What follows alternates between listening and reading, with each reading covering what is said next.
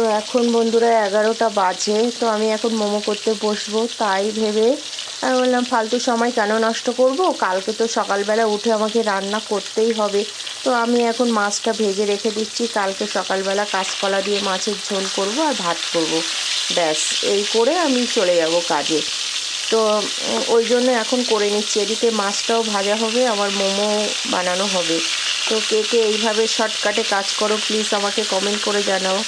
আমার কী বলো তো, রান্নাঘরে আসলে মনে হয় যে সব কাজ একসঙ্গে করি, একটুও সময় নষ্ট করতে ইচ্ছা হয় না, সব কাজ মনে হয় একসঙ্গে করে শেষ করে এমনি তো টাইম পাই না। তো সকালবেলা এমনি উঠতে ইচ্ছা করে না, রাত্রে ঘুম হয় না বলে, তাই বলে কিছুটা এগিয়ে রাখলাম। তো এটা আমি ঠিক করেছি কি ভুল করেছি প্লিজ আমাকে কমেন্ট করে জানাবে। তো টাটা, ভিডিওটা ভালো লাগলে লাইক